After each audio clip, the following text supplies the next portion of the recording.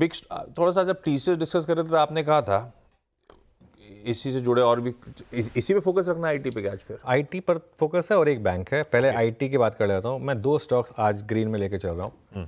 पहला है LTI माइंट्री और दूसरा है एम्फेसिस। ये 2 स्टॉक्स बेसिकली, और इन दोनों स्टॉक्स को ग्रीन में लेके चलने का कारण क्या है? अगेन दोनों स्टॉक साइड पर रख दीजिए। LTI माइंट्री कल डे लो पर बंद हुआ। थोड़ा मार्केट को हिंट था कि टीसीएस का नंबर्स शायद उतने एक्सपेक्टेशंस अच्छे नहीं रहेंगे, इसी वजह से कल निफ्टी नहीं चला था जितना बैंक निफ्टी कंपैरेटिवली चला था। और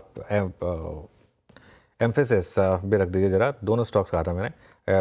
एम्फेसिस भी कल डे लो पर बंद हुआ। जो रीड थ्रू है टीसीएस के नंबर्स का वो इन दोनों कंपनियों के लिए अच्छा है।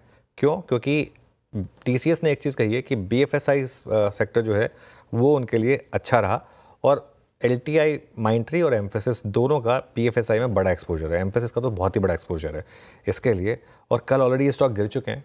और अगर आज गैप डाउन हुआ, सारे इंडियन IT ADRs कल नीचे थे, लेकिन ADRs में लिक्विडिटी नहीं होती है, ठीक है, यहाँ की ट्रेड से पता चलता है कि क्या होगा असल में। तो अगर आज गैप डाउन हुआ इन स्टॉक्स में, LTI माइंट्री और एम्फेसिस में, वो एक अच्छा मौका होगा आपके पास लेने का। रिस्क रिवॉर्ड आपके फेवर में होगा अगेन, क्योंकि ये स्टॉक्स करेक्ट हो चुके हैं और मुझे लग रहा है कि रीड थ्रू अच्छा है टीसीएस का।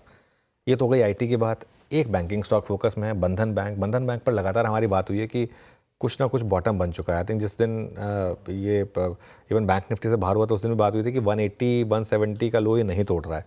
ख़राब से ख़राब खबर पर नहीं तोड़ता है उसका लो। पार्थ सेन गुप्ता को 3 साल के लिए MD एंड CEO नियुक्त किया गया है।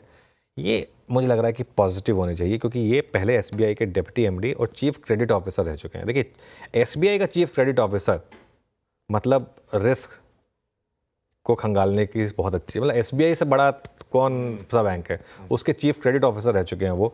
और इसका मतलब RBI की तरफ से फुल ब्लेसिंग्स हैं। इससे पहले IOB के MD और CEO भी रह चुके हैं ये, तो मतलब RBI ने कुछ सोचकर ही ये अप्रूवल दिया होगा।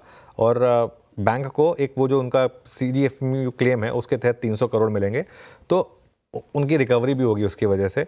1.1 टाइम्स FY26 की प्राइस टू एडजस्टेड बुक पर ये स्टॉक ट्रेड करता है, तो वैल्यूएशन का भी यहाँ पर कंफर्ट है। ये मैं जेफरीज की रिपोर्ट से कह रहा हूँ। एक ही दिक्कत है, बैन में है, ये पेरिनियली बैन में रहता है स्टॉक, तो इसको आप फ्यूचर्स में नहीं कर पाएंगे, लेकिन इसको मैं ग्रीन में लेकर चल रहा हूँ क्योंकि न्यूज़ पॉजिटिव है। बहुत बड़ा गैप आप हो तो चेज़ मत करिएगा प्लीज़, क्योंकि फिर दिक्कत आ जाती है। ठीक ठाक को ले तभी ट्राई करिएगा। एक चीज़ लेकिन इसमें आप हेज नहीं कर पाएंगे क्योंकि बैन में है, इसके लिए इस चीज़ का आपको ध्यान रखना है।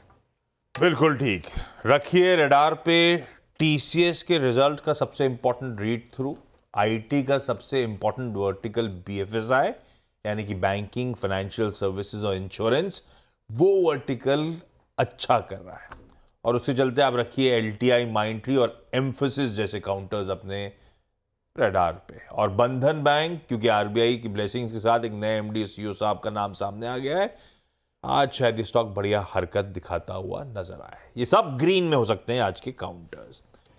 पैनल वापस स्क्रीन्स पर आएगा और साथ में आएगा टॉप कॉल्स का स्टिंग।